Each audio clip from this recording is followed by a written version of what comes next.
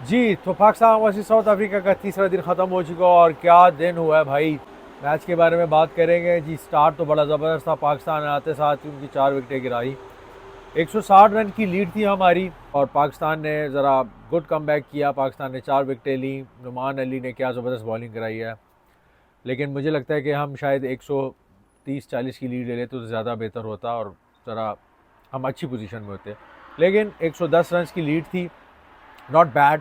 जैसे मैंने आपको कल बोला था कि anything over 100 will be a really plus point, और क्योंकि आगे जाते ही विकेट जो है थोड़ा और टर्न होगी, स्पिन होगी, तो इसलिए हमें ज़्यादा से ज़्यादा स्कोर चाहिए ताकि हमारा जो टारगेट है वो ज़्यादा हो। खैर, 110 रन की लीड, पाकिस्तान बैटिंग करने आई और इमाम उल हक आए और आते साथ ही पहली बॉल पे आउट। यार मतलब आप इतनी अच्छी निक में हो, पहली बॉल आई है, स्पिनर है, पता भी है पिच कैसे बिहेव कर रही है, आपने आते साथ ही पहली बॉल पे ही चार्ज किया है। यार बंदा पहले एक बॉल देखता है, खेलता है कि पिच कैसे बिहेव कर रही है। नो अवेयरनेस, आपने आते साथ ही आगे चार्ज किया और स्टंप हो गए।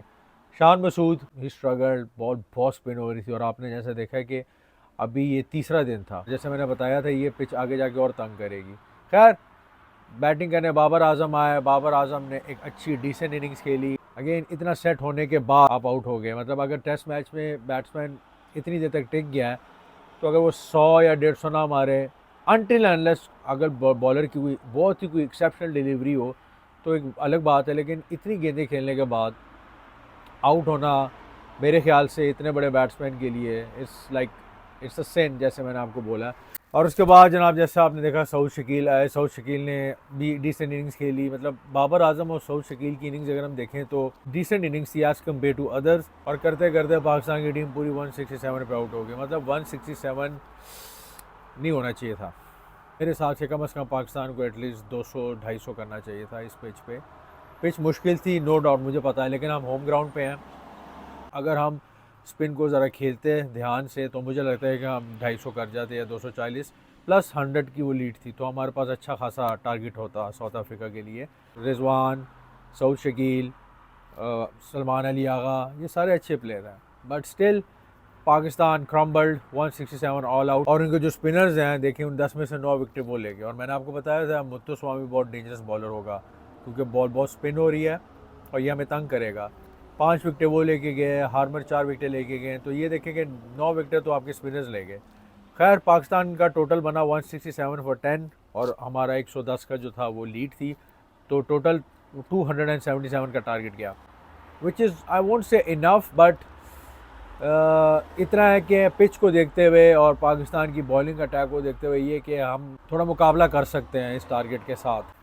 और जब साउथ अफ्रीका बैटिंग करने आई है, नुमान अली आए और नुमान अली ने जनाब आते साथ ही अर्ली ऑन विकेट्स ली। जैसे मार्करम गया, सबसे बड़ी विकेट थी मार्करम की और मुल्डर की विकेट। बट अभी भी रिकल्टन और डिजोर्जी, ये दोनों बहुत डेंजरस बैट्समैन ये पिच पर खड़े हैं। कुछ भी हो सकता है, ये दोनों अगर खड़े हो गए यू नेवर नो, चेस कर जाएं शायद। और मुझे लगता है कि कल ये टेस्ट मैच ख़त्म हो जाएगा, नो मैटर व्हाट। ये मैच 5वें दिन में नहीं जाएगा। उसकी वजह ये है कि जिस तरह पिच बिहेव कर रही है और साउथ अफ्रीका ऑलरेडी 2 डाउन है। साउथ अफ्रीका को 226 स्कोर चाहिए। कौन ख़त्म करेगा, कौन जीतेगा, ये तो कल पता चलेगा। बट मुझे लगता है कि जैसे पाकिस्तान बॉलिंग करा रही है और जैसे पिच बिहेव कर रही है, मुझे लगता है कि कल पाकिस्तान ये टेस्ट मैच जीत जाएगा। एंड आई विश कि जीत जाए, but still there is a lot to see in this match कि हमें किस जगह पे हमें वर्क करना है। क्योंकि 276 is not a good total, I will say.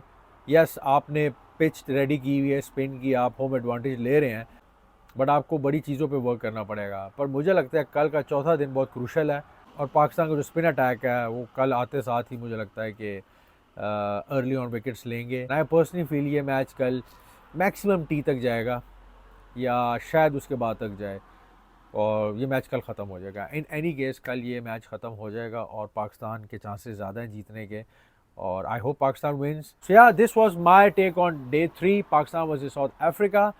There was lot to talk about, but that's my brief review of Pakistan versus South Africa. We come up with tomorrow reviews. Keep following us. अल्लाह हाफिज़।